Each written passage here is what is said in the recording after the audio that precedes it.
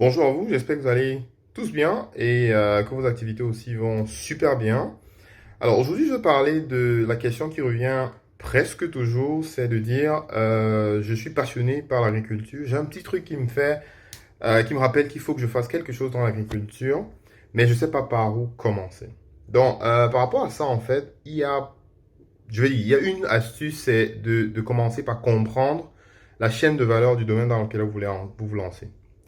Et si vous ne savez pas exactement dans quel domaine vous lancez, faites un tour par exemple sur djangolo.cm. Discutez avec des gens qui sont dans le domaine de l'agriculture pour savoir ce qui passe, comprendre un peu comment ça fonctionne. Mais par rapport à ça, en fait, ce que Django va faire, c'est de mettre sur pied un document qui vous permet de voir toutes les opportunités qu'il y a dans la chaîne de valeur. Donc, je vais essayer de mettre le lien en commentaire, là, en description, pour que vous puissiez checker. Et je vais en parler un peu dans les prochaines vidéos. Bon.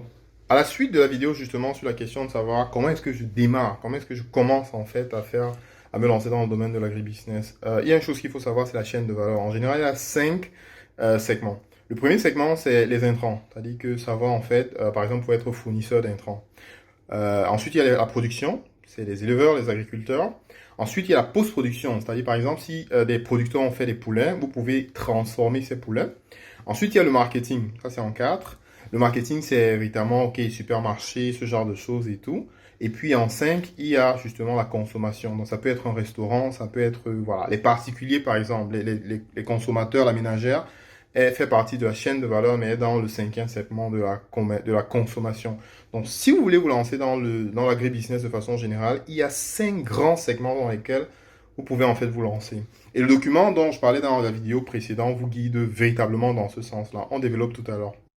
Le premier segment est donc celui en fait des intrants. Ce qu'il faut retenir, c'est que dans les intrants, en fait, c'est tout ce qui apporte des éléments en fait aux producteurs. Ça peut être des fournisseurs de poulets, ça peut être des fournisseurs de proventes, ça peut être des fournisseurs d'équipements par exemple en agriculture, mais ça va aussi au-delà de juste l'équipement ou bien des aliments.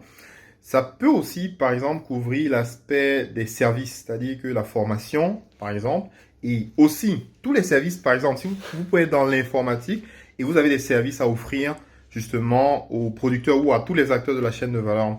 Et pour ceux qui sont dans le domaine informatique, voici un document du CTA.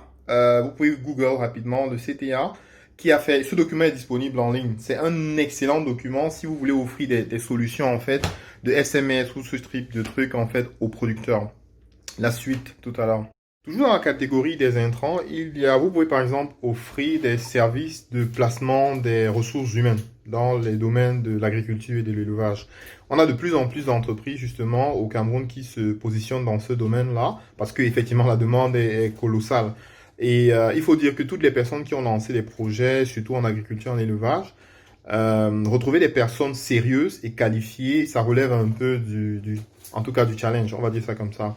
Donc, je crois que l'un des bons exemples actuellement sur la plateforme, sur djangolo.cm, c'est Seragro de Angéline Mignet, donc qui justement fait des placements en fait par rapport à les placements de ressources humaines pour les personnes qui ont leur projet agricole, mais qui ne voudraient pas avoir à gérer les ressources humaines. Donc, ça fait partie, par exemple, des éléments, des différents services que vous pouvez justement gérer, quoi. Si vous avez un background, par exemple, en ressources humaines.